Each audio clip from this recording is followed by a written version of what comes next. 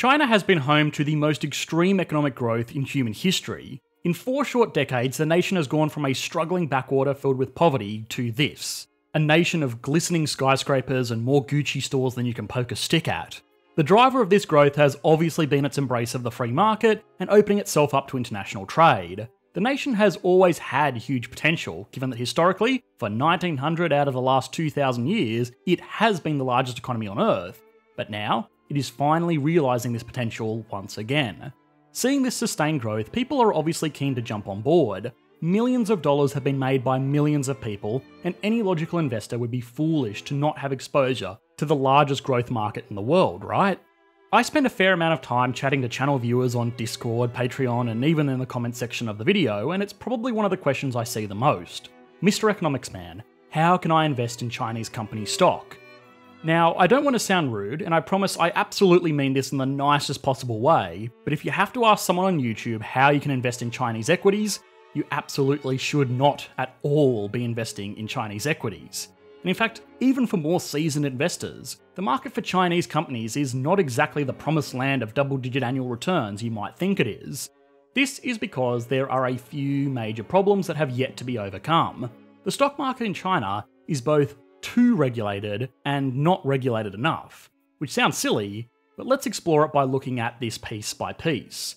How is the Chinese stock market overregulated? How is the Chinese stock market underregulated? And why does this mean that most investors probably shouldn't be investing in these markets? And alright, if after all of this you are still interested in learning how to actually buy shares in China, I will show you how, but don't say I didn't tell you so. This episode of Economics Explained, and all episodes like it on spicier, less advertiser-friendly content, would not have been possible if it wasn't for our amazing supporters on Patreon. Please consider supporting the channel so we can continue to cover exciting topics like these, while also gaining access to a range of really cool benefits like our exclusive Q&As which are held every Saturday. So head on over to patreon.com/economicsexplained. Now, some people may not know this, but the various stock exchanges around the world are mostly non-government companies. Something like the New York Stock Exchange, for example, which is by far and away the largest exchange in the world, is just a regular old company. They are just a marketplace provider similar in many ways to eBay, only instead of facilitating the exchange of unwanted Christmas gifts, they facilitate the exchange of shares in publicly listed companies. Companies like the New York Stock Exchange actually do a really good job of looking like a federal entity. They work in an old historic building plastered with American flags, reminiscent of any other government building in DC, but they are not. They are a regular company, the same as any other. The New York Stock Exchange in particular is actually owned by another company called Intercontinental Exchange, or ICE for short. But to be honest, they have become less and less fond of that abbreviation over the years. Intercontinental Exchange actually owns similar stock markets all over the world, which gives listing companies the ability to be traded on more exchanges than just the one that sits on Wall Street in New York. What this means is that you can actually buy shares in the New York Stock Exchange as well as buy shares on the New York Stock Exchange. And guess where you can buy shares in the New York Stock Exchange? That's right, on the New York Stock Exchange. Confused? Good. Because to be honest, the whole process is actually far more simple in the Chinese markets. There are 2 dominant stock exchanges in China, the Shanghai Stock Exchange and the Shenzhen Stock Exchange. These 2 markets actually draw an interesting parallel between the New York Stock Exchange and the Nasdaq respectively, in that one is a fair bit larger but tends to list stocks in more established industries, and the other is slightly smaller but has a larger listing of up-and-coming entities like tech companies. It also must be noted that the Shenzhen Stock Exchange is both geographically and financially very close to the Hong Kong Stock Exchange. Now, the big difference between these 2 mainland exchanges and their Western contemporaries is that they are owned by the government.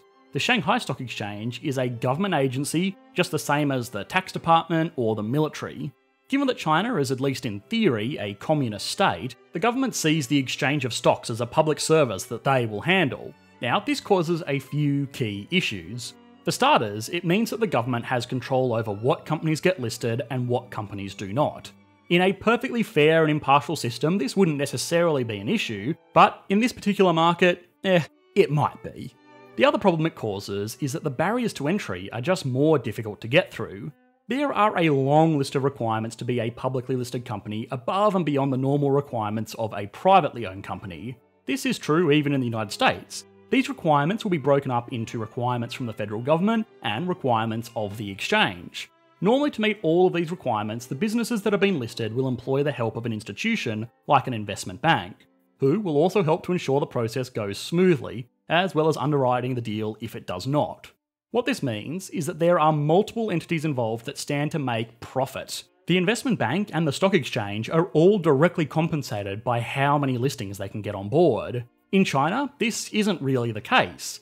The exchanges are funded by the government, so if a business doesn't get listed or it takes 4 years for it to reach IPO, oh well. The same sorts of limitations are true for when a company does actually manage to get listed. Rules around things like ownership structures, reporting standards, and who can buy the shares are very limited.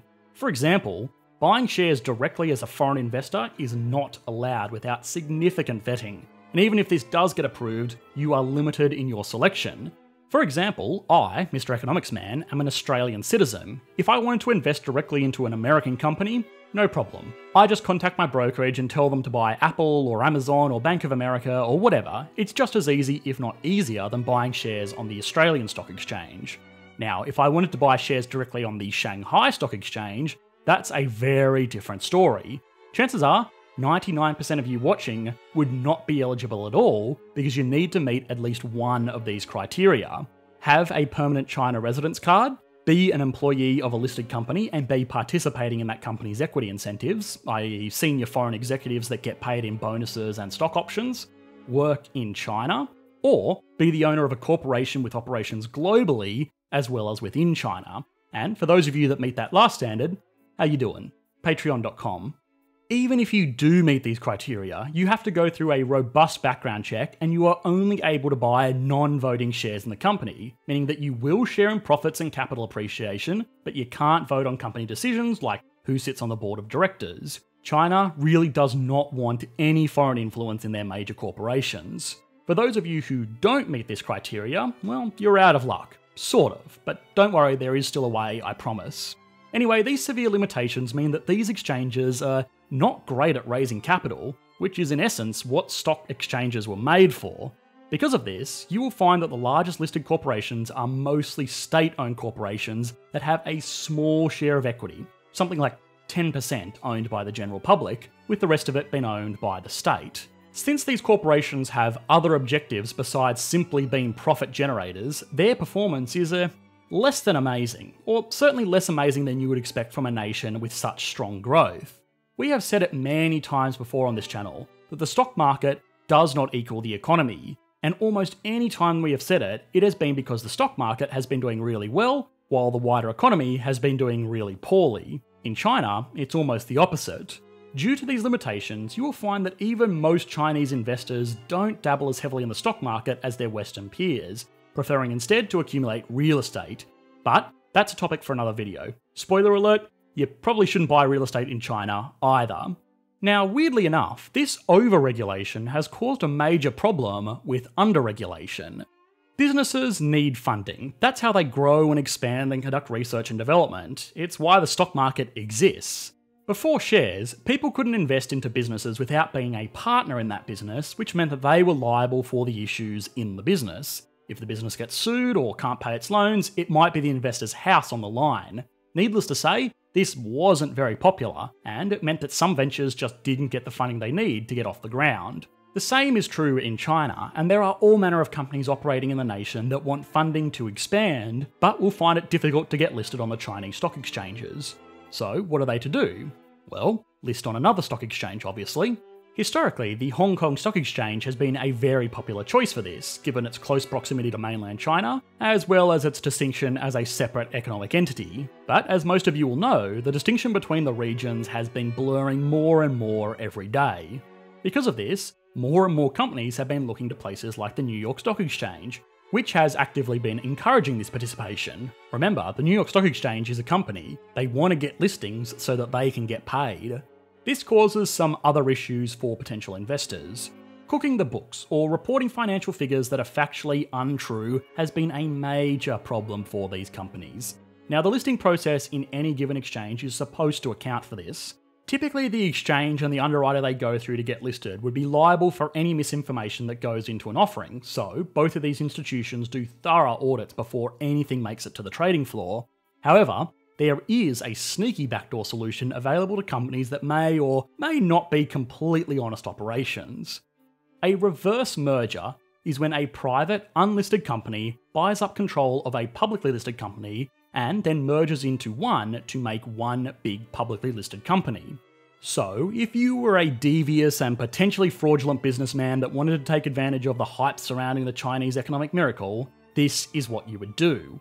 Create a business in China doing anything or nothing at all. It really doesn't matter. Nobody's going to check. Just make sure that you have a legit looking warehouse and a website that checks out. Then, get your accountant to start generating reports that look like the business is receiving massive revenues and making massive profits. Keep this up for a few years and then you move on to the reverse merger stage. At this point, you find a company that is listed on an exchange that you want to take advantage of. In this case, let's say you're going big and go after the Holy Grail, the New York Stock Exchange. You are going to want to find some small company with a low market capitalization, maybe some old sickly business in an irrelevant industry. Let's call it Dunder Mifflin. Now, some companies like Dunder Mifflin here can have a market capitalization as low as $25 million, which is obviously a lot, but to complete a merger, the dubious businessman only needs a controlling interest in the company, so it's possible to get away with as little as 51%. Once this company is acquired, the two will merge to form a new entity that will maintain its listing on the New York Stock Exchange. At this point, the previous public business can be completely liquidated. Anything that was previously owned will be sold off to try and recoup some of that $12 million. And depending on what the business had in terms of real estate, inventory, and hardware, this could actually earn back a good majority of this cash. Once this is done, the business may change its name to reflect something more reminiscent of a Chinese company. Let's call it the Totally Legit Manufacturing Company of China. Cool. Then it can be promoted to new investors as a way to directly get into an up-and-coming Chinese operation without having to jump through all the hoops of investing through something like the Shanghai Stock Exchange. Some investors might still be wary, but that's okay. You can just pay off some public figure like Bill Clinton to speak about the growth of the Chinese market. And yes, this actually happened. With this, unsuspecting investors will start pouring money into the stock, and now it's finally time to capitalise. You can do this in two ways. The first is that you take all of this invested capital and use it to pay yourself a massive salary as the CEO, or use it to pay another business that you own as a consulting expense. The second way is just to sell off your own shares in the public market once they have appreciated to a nice healthy valuation. A good dodgy businessman will do some combination of both of these. Now, you might be asking yourself, well, isn't this illegal? And yep, it absolutely is. But typically the people involved in pulling off these operations have connections that will see that they never see punishment for these types of actions. Or if worse comes to worse, they can always launder their money out following the steps in our video here. Sounds great, right? Now I bet you're asking yourself, how do I invest? Well, there are a few ways to get exposure to Chinese companies. The first is of course to go into business directly with a business partner in China. This is again highly risky, but it's obviously the most direct method. The second is to buy up companies listed in exchanges outside of mainland China. Businesses like Alibaba, Tencent and Xiaomi all have listings on international exchanges in order to attract wider funding. And finally, you can get access to stocks traded exclusively on Chinese exchanges by using an exchange-traded fund or ETF. This is basically just buying up a security, which will in turn buy up shares on the Chinese exchanges through a company that has been greenlit by the Chinese government. iShares through BlackRock has this on the Nasdaq, listed under the ticker MCHI, and there are plenty of other examples out there. But here's the last word of caution. Yes, China has seen amazing growth and it will no doubt continue to grow into the future. I can see that, you can see that, and any other investor out there can also see that. This means that the anticipation of future growth in the economy has already been priced into these shares. That's why the performance of even these well-managed indexes has been good, but not quite as mind-blowing as the rest of the economy. Hi guys, I hope you enjoyed the latest video. If you did, please consider liking and subscribing. This video is made possible by our patrons over on Patreon, so if you enjoy these videos, please consider supporting the channel like these awesome people did. Thanks guys, bye.